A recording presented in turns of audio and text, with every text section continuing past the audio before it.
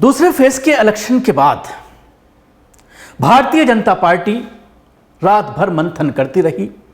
Bharatiya Janata party के शीर्ष नेतृत्व खुफिया मीटिंग करते रहे कि पहले फेज के इलेक्शन के बाद प्रधानमंत्री ने तमाम तरह के हरबे अपनाए। मुसलमानों के ऊपर जिस तरह से लैंग्वेज उनकी हुई, मुसलमानों के ऊपर हमलावर नजर आए और लगातार एक मुद्दा यह बनाया जाता रहा, कर्नाटक का मामला हो चाहे मुसलमानों की आबादी का मामला हो, इसको लेकर मीडिया का इस्तेमाल कर हिंदुओं को भड़काने की पूरी जद्दोजहद की गई। पिछले इलेक्शन में भी 2019 में भी शमशान और कब्रिस्तान का जिक्र कर इलेक्शन को पलट दिया गया था। तो मोदी जी को लगा कि उसी हरबे को दोबारा से इस्तेमाल किया जाए। लेकिन दूसरे फेज में जो पोलिंग प्रतिशत कम हुआ है, आप यकीन नहीं करेंगे, नोएडा जो दिल्ली से बिल्कुल सटा हुआ है, शहरी इलाकों में पोलिंग बूथ पर लोग पूरी तरह से नदारद थे। कोई लाइन नहीं थी, जाइए, एक दो लोग लाइन में लगे होते थे, आप वोट दे करके चले आइए।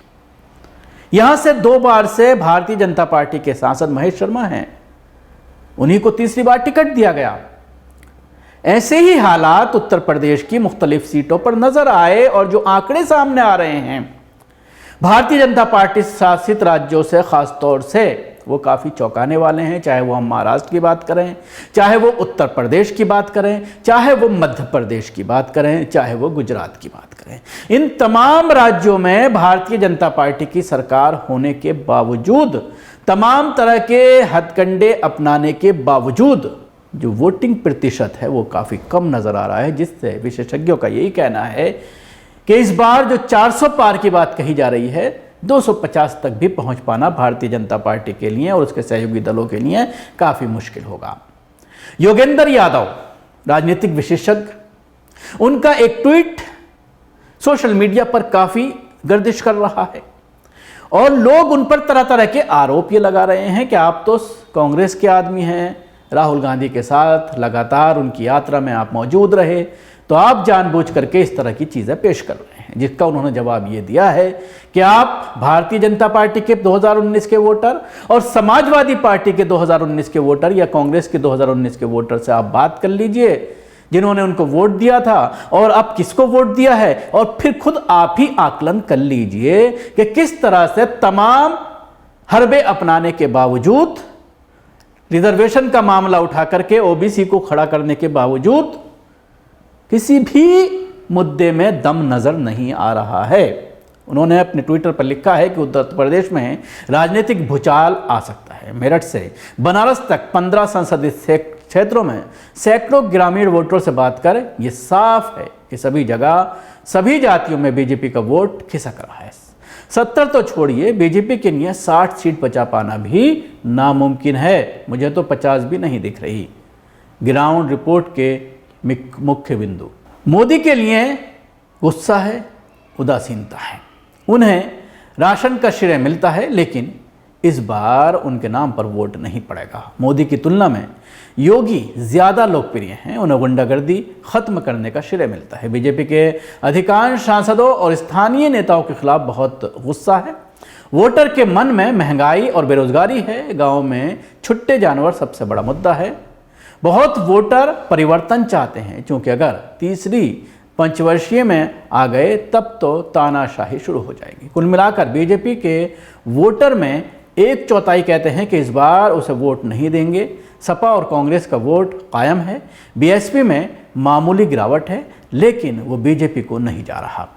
अगर 2019 में बीजेपी के वोट का 10वां हिस्सा भी खिसक कर सपा कांग्रेस को मिल जाया तो उसे 20 सीट का नुकसान हो सकता है। अगर इससे ज़्यादा टूट गया तो परिणाम पूरी तरह से उलट जाएंगे। चेतावनी, अभी सिर्फ 16 सीटों में वोट पड़े हैं और स्थिति बदल सकती है, लेकिन फिलहाल तो हर दिन स्थिति बीजेपी के लिए विकट होती दिखाई दे रही है। तो दोस्तों, यह थी उत्तर प्रदेश के हालात। अब हम बात करते हैं मध्य प्रदेश की। मध्य प्रदेश में इस बार हवा उल्टी बहती दिख रही है। 12 सीटों पर हुए चुनाव में लगातार हर सीट पर 7 से 14% वोट कम गिरा है। भाजपा का वोटर कम निकला है। मिसाल के तौर पर रीवा में विधानसभा के मुकाबले 17% वोट कम पड़े हैं। सतना, रीवा, सीधी, दमोह, छिंदवाड़ा, और मंडला, इन तमाम जगहों पर वोट काफ़ी कम पड़े हैं। इसके साथ ही मैं आपको बताना चाहूँगा कि दूसरे फेज का मुकाबला अगर 2019 से किया जाए, पूरे ओवरऑल असम में 81.2, 2024 में 77.4% इस साल पड़े हैं। बिहार में पिछली बार 2019 में 62.9, इस बार 57.8, छत्तीसगढ़ में 75.1, इस बार 75.2, जम्मू कश्मीर में 72.2 पड़े थे, इस बार 72.3, ज़्यादा फर्क नहीं है। कर्नाटका 68.9, इस बार 68.4, केरला 77.8, 69.1। कर्नाटका के बारे में यहाँ बताना चाहूँगा, कर्नाटक में कांग्रेस की सरकार है, इसलिए ज़्यादा यहाँ पर बदलाव नहीं है, कांग्रेस का अपना वोटर पहुँचा है। केरला का भी आपने देखा कि वहाँ भी जो है वोट प्रतिशत काफ़ी कम होती हुई नज़र आ रही है। मध्य प्रदेश में 68% वोट पड़ा था पिछली बार, इस बार 58 पड़ा है, 10 का फ़र्क है। महाराष्ट्र में 62 था पिछली बार, 62.8, इस बार 59.6। मणिपुर 83.9 था, 78.8। राजस्थान 68.4 था पिछली बार, इस बार 64.1। त्रिपुरा 82.8 था, 79.7। उत्तर प्रदेश 62.2 था, 54.9, यानी तकरीबन 7% वोट पिछली बार के मुकाबले कम पड़ा है। वेस्ट बंगाल में 80.6 था, 73.3 पड़ा है। टोटल देखा जाए तो 70.1 था पिछले इलेक्शन में, और इस बार 64.3 ये प्रतिशत जो है वो देखने में आया, यानी काफ़ी जो है वो घटता हुआ नज़र आ रहा है।